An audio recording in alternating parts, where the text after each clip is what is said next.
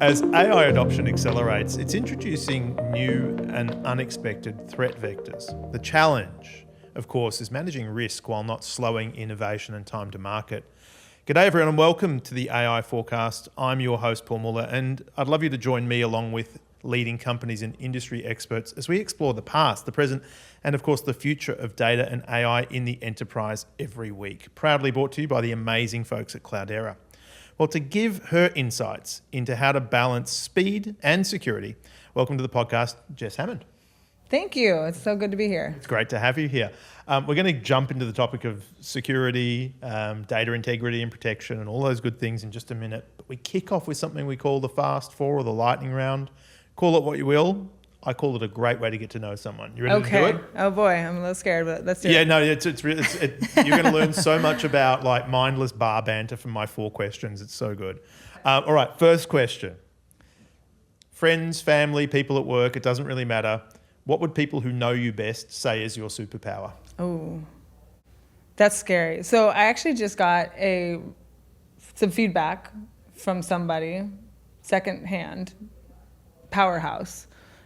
Is what the feedback was, and there was mutual agreement by the two people having the conversation.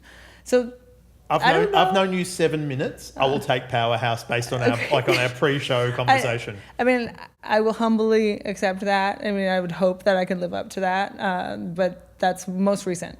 I've got some bad news for you. I don't think a powerhouse can humbly accept anything. I'm trying. You know, like I try. You got to own it, right? No, totally. All right, next question. You're a technologist, I understand. Is that correct? I'm curious what your answer is going to be to this one. The most impactful technology of all time. Ooh, well. You can go as far back as you want, by the way. Yeah, I'm just going to stick with the obvious for me right now is AI and the many different permutations that we've had that have led up to today and what it will lead up to tomorrow. So just general encompassing artificial intelligence, I think is actually going to change this world in a way that has never been changed and to an extreme that it's never been changed to previously. Yeah, no, fair enough. You mentioned AI. So we talk about AI in business all the time. What would you like to see AI automate for you personally now? Forget business. That's a great question, and actually I asked a very similar question on a meeting I was having with a roundtable of customers recently because I wanted to get them talking too. and so actually, telepathy. Like, come on, AI. Yeah, because I think that's where the shortcoming is, right? Over the last couple of years, we've gotten to the point, myself personally, where I don't do things more than twice. And what I mean by this, I might do it once, I've set somewhat of a standard, and then the second time I do it, I've now set a process, and I've iterated on that initial standard, and then there is no third time. I've written a program to do it for me. And that is how I live my life today, right? I don't want to do, especially rote work, more than twice, ever. And so that being said, if the AI could just read my mind, then I wouldn't have to get to the point of doing it the first and second time, you know? I love that. And so I think we might be close there. I think there's some the Neuralink thing, you think you're into that idea? Well, yes, of course, but minus the plug-in bit. Yeah.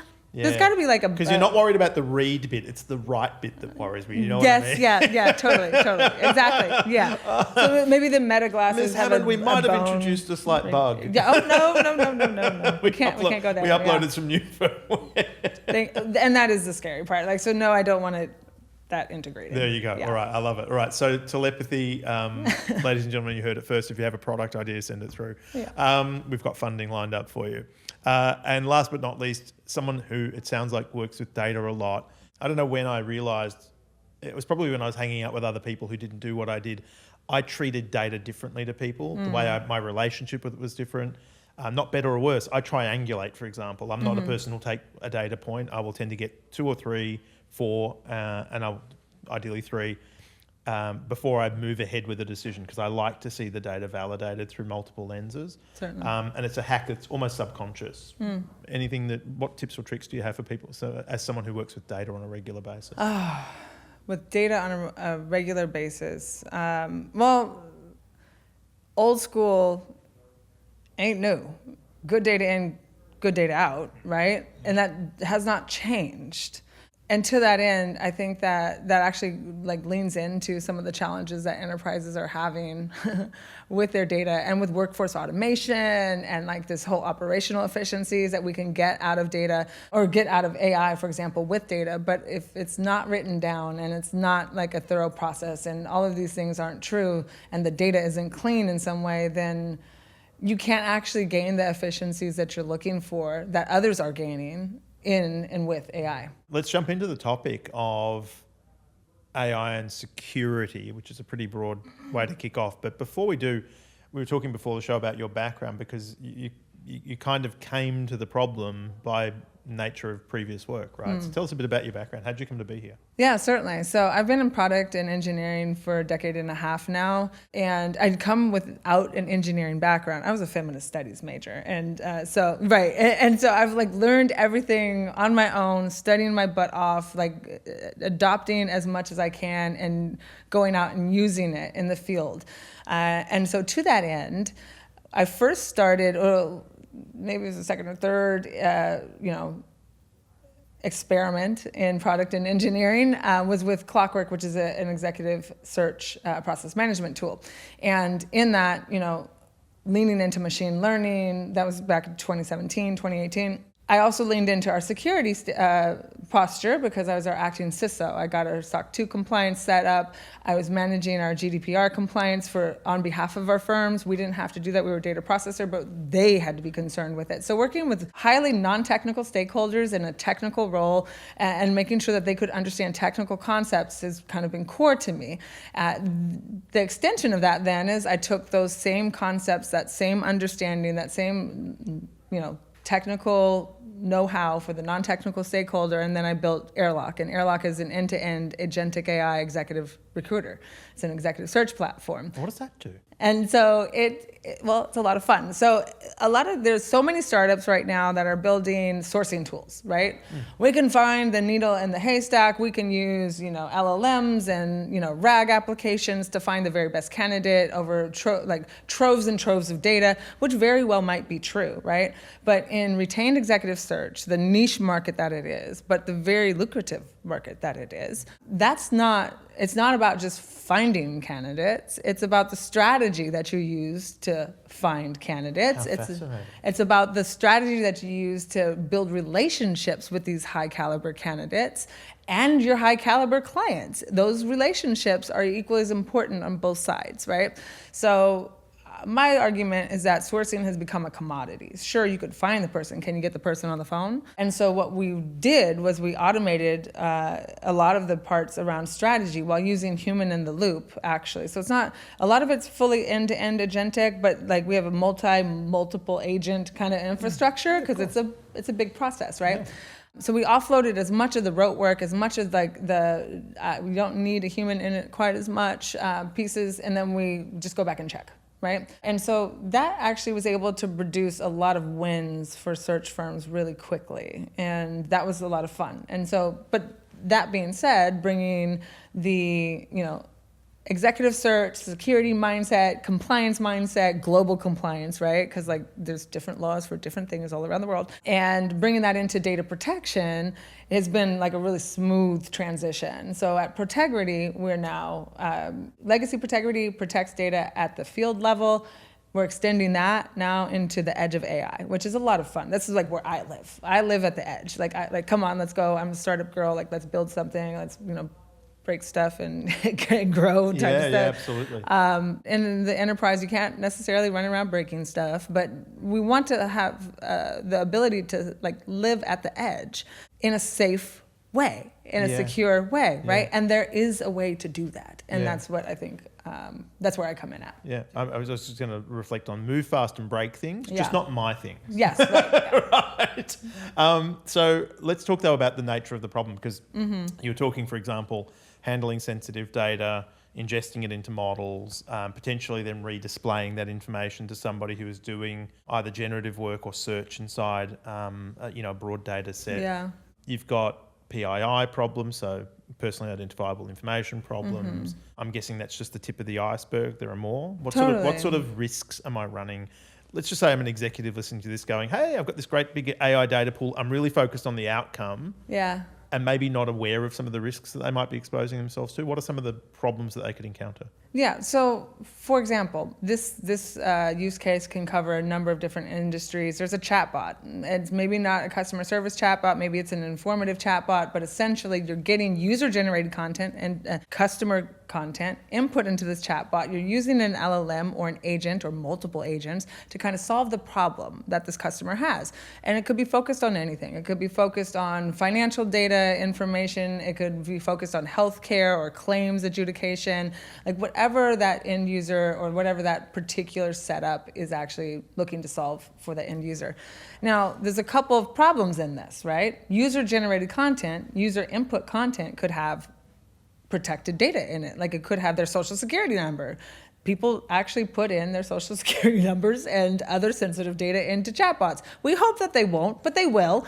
And so using something like Protegrity, where we have, like, for example, our Discover product, and then Find and Protect, where it's like, if we find a social security number, we're going to protect it and make sure that it doesn't go to the LLM, right? And so even if your clients or your users are inputting sensitive data that maybe they don't know to not enter, it's okay. We can protect it and we can make sure that it doesn't continue down the path, right? And then if it does need to be like unprotected down the road, we can also do that for you, which is great, right? So for example, if you're doing analysis, data analysis, right? And you want to run particular text to SQL or text to analytics over large databases, right? So maybe one user comes in and they query, they have permissions in the clear. They can see anything and everything, right? They query, what are our top sales in such and such region in the last quarter? The system can then use high-performant Python with Protegrity policy management and Protegrity policy SQL, and then go run that against your protected database. If that user who wants to know the sales data for the last quarter can see everything, then the return from that compiled search query will give them everything. They'll see top 5 sales, whatever it might be that they questioned. Now, if a second user comes in and says, oh, well, they can't see like customer names, they can't see customer addresses, they can't see customer account numbers, they can see maybe the data, like the total figure, but they can't see the customer data. Then that same system will run the same query with the same protection against, same performant Python against those databases and bring back a table with either nothing in it, null, or tokenized replaced data for like the protected data. It just depends on your policy. And then the actual numbers, you know? So they can't tie that back to a specific person or company, but they can see the numbers. So that's kind of like where these things fit in, and the reasons why is because people in your organization and or your customer base aren't managing the data themselves in a way that complies with your particular security posture. And that could be your company's security posture because this is the way we believe it should be, or it could be a compliance requirement in that this is the way it has to be. Yeah. And so you want both to be able to be solved for. In the process of trying to solve these problems, it happens sometimes with security that it introduces, I suppose, either a change of behavior or the user interface needs to change or the application needs to be re-architected in order to make it more secure, if you follow what I'm talking about. And that tends to slow processes down. So how much of this is just done transparently to the existing application and how much of it needs to be re-engineered? All of it is done pretty transparently. Is that right? Yeah, and so we live at the data store level. So the single policy management layer across all of your data stores makes it super simple to ensure that your policies, controlled by 1 or 2 people in a security team, are distributed across the entirety of your organization, across the entirety of your data stores. Now, by extending that into the edge of AI, whether that's in Find and Protect or making sure that customers' data, sensitive data is protected, or that an agent has access that it's inherited from a particular user that it's acting on behalf of, so on. That's using that same simple policy management layer and extending it to where the AI is interacting with the data in the AI pipeline. I'm thinking about a security team right now or a compliance team who's worried about having to be compliant with, say, whether it's HIPAA or GDPR, et cetera. A lot of those, let's put it this way, I've seen a lot of money get spent trying to almost over-mitigate these problems. You're Yeah. you're pulling a face there. I'm assuming you've seen this happen as well. Well, so it could go both ways, right? Oh, wow. And so, yes. So what I've recently heard from one of our customer accounts actually was that, a couple of years ago, I wasn't at Protegrity at this time, but they had a data breach. And of course, they're up in arms. So like, Protegrity, what have you done? Like, what's going on? Of course, yeah. Of course, right? Like we have you because we want our data to be secure. Of course you do. And then upon investigation, the data that was leaked and breached was not the data in the Protegrity environment. Yes. And so what they found was that the data that was in Protegrity was actually locked down and secure, and it was the rest of the data that they had not extended Protegrity to that was found to be insecure. And so it helped them double down on it, right? Well, we're talking about the sort of notion of over-engineering or over-mitigation. Okay, right. Yeah. So that was kind of like an underutilization of Protegrity, and it was a really solid proof point early on in our relationship with that customer to say, oh, wait, we need to do this, right? The other piece is that the over-engineering side of it, so that was my example of kind of like the under-engineering, underutilization of it, right? Yeah. Of our solution specifically. But the over-engineering is the unfortunate experience of larger organizations, and like Fortune 20s, right? Lots of acquisitions going on there. They have a lot of like people and organizations and technology that they have to come and integrate. You can either over-engineer all of the pieces to fit into all of these pieces and like have this monstrosity that is ridiculous and difficult to maintain and out of this world, or you can say, okay, they're going to be in whatever data store they're going to be in. They're going to use whatever technology they really want to use. And we're just going to make sure that our singular data protection layer sits across all of them, which is about really reducing the weight and the work required of the team. Now, ensuring that integration is off the ground and whatever AI tooling that they're using is also integrated with, our protection mechanisms. There's a little bit of work in that, certainly. The data store part, the data protectors are a little bit easier. However, because when you're embedding protection into the AI pipeline, it's not going to change the front end of the app. It might change your evals, though, and that's the other thing. My argument for the entirety of the market is that when you're building AI applications, one, you should absolutely have observability, which there's a partner here at this event today that does observability, and so that allows you to have evals of what your AI or your agents are actually doing, whether they're successfully accomplishing the goal. As close to deterministic evals as possible is really helpful. That being said, when you add data protection to that, say you're building this in a development environment where you're kind of seeing data in the clear, no big deal, whatever, and you move to a more production-worthy environment or a staging environment, and the protection starts getting added, you're like, oh man, my evals dropped off the face of the earth, but my protection is high. Well, that's because data protection will impact non-deterministic output, and so because it's non-deterministic, when you change that input values, when you change the way that you're sending this data to and from LLMs, you're going to get different outputs. You send the same question 4 times, you're going to get 4 different outputs, right? So when you're trying to regulate this evaluation of what your output is, you definitely want your protection level sitting next to your evals in such a way that you can sit there with your product managers or your engineers, your business units. Are we meeting the goals? Are we hitting our deterministic our outputs? Are we going to thereby hit our ROI, right? Like, are we thereby going to hit the business goals? All of those things need to be in play. And so my big soapbox personally is product management. It's like governance is not the last layer in the line, right? No, it's integrated into everything that we do. So to that end, wrapping back to the question, right? How much is it really going to change your app? Well, it depends on how you built your app. And if you built your app with governance considerations at every layer, at every step, might not change it so much. But if you haven't, you might have to rework a few things. It's going to hurt, Yeah.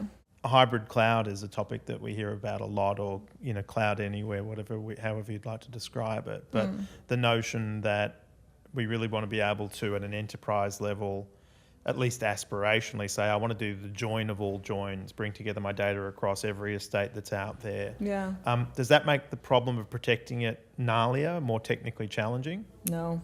Is it pretty much the same? Yeah, it's the same, because for us, it doesn't matter where it lives. It's a data field, and it's either protected in such a way with such a policy, or it's not. Wow. You know? And so wherever it is, we are.